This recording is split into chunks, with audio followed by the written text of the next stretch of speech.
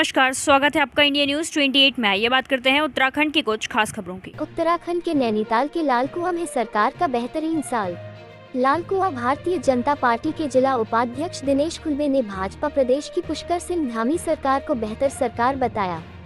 यहां एक निजी कार्यक्रम में पहुंचे भारतीय जनता पार्टी के जिला उपाध्यक्ष दिनेश खुल्बे ने कहा कि मुख्यमंत्री पुष्कर सिंह धामी के नेतृत्व में एक वर्ष में ऐतिहासिक कार्य हुए हैं और राज्य ने विकास के नए आयाम छुए हैं।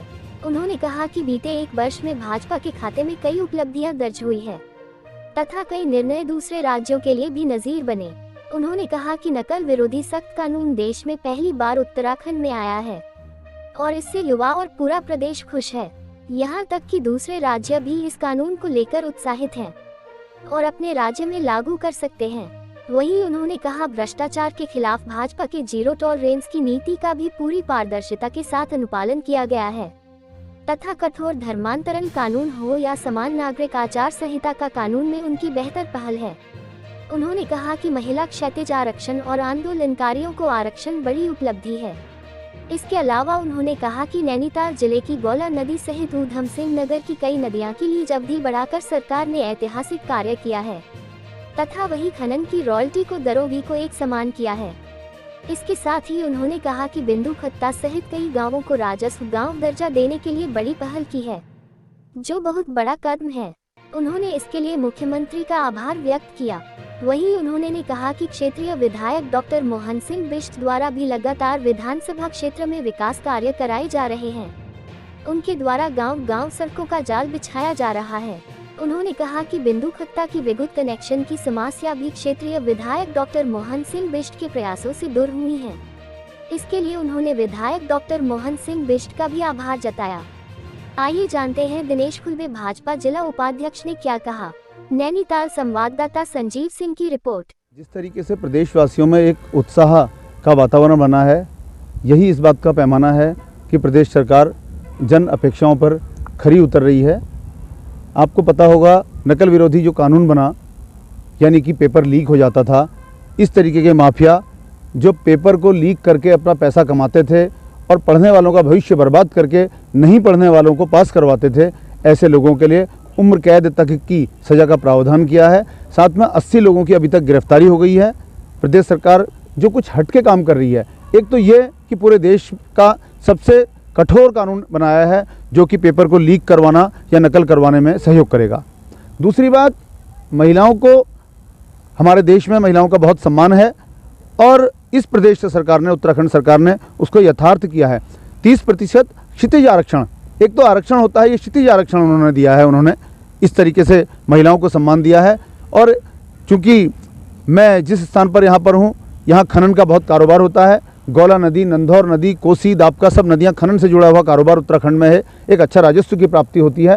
पहली बार ऐसा हुआ होगा कि नदियाँ बंद होती उससे पहले ही सरकार ने अपनी औपचारिकताएं पूरी करके 5 साल के लिए उनकी लीज को न सिर्फ बढ़ाया, बल्कि पहली बार ऐसा भी हुआ होगा कि खनन कारोबार से जुड़े हुए लोगों की एक मांग थी कि रॉयल्टी ज़्यादा है, इस रॉयल्टी को कम किया जाए।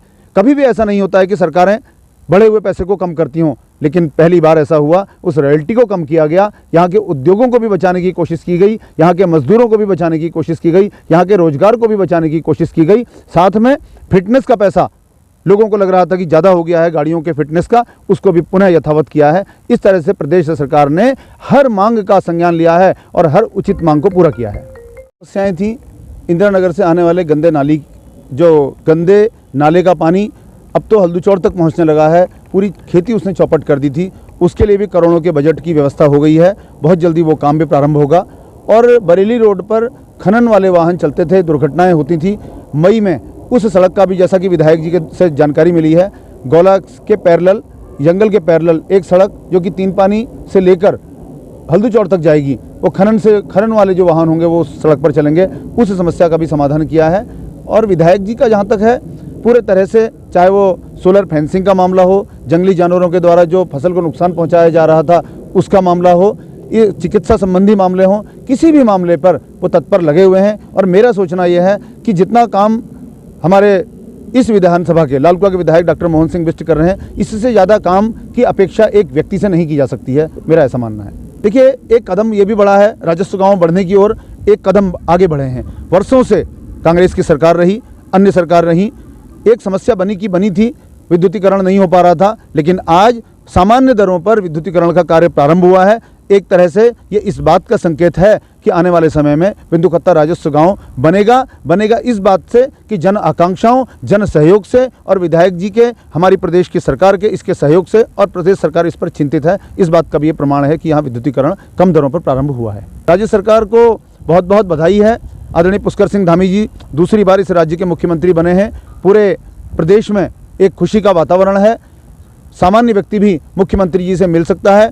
कुछ लोग भी, कोई लोग भी अपनी समस्याओं को प्रदेश सरकार तक, प्रदेश के मुख्यमंत्री जी तक पहुंचा सकते हैं और उन समस्याओं का निश्चित रूप में निराकरण हो रहा है, उनका संज्ञान लिया जा रहा है और इस तरीके से जनता की बात को सुना जा रहा है। विधायक जी का जहां तक प्रश्न है, विधायक जी, मुझे तो यह नहीं लग रहा है कि सोते कब होंगे। वो रात के 12 बजे हों तब वो काम पे दिखते हैं, सवेरे 6 बजे 7 बजे की बात करो तब वो काम पर दिखते हैं, कब वो नहाते हैं, कब वो कपड़े धोते हैं, कब वो लोगों के बीच में समस्याओं में पहुंचते हैं। हर समस्या को गंभीरता से लेते हुए तक उन्होंने प्रदेश सरकार के मंच पर पहुंचाया है, उन्होंने मुख्यमंत्री जी के पास तक उस समस्या को पहुंचाया है और मुख्यमंत्री जी ने भी संज्ञान लेकर उनका लगातार निराकरण किया है।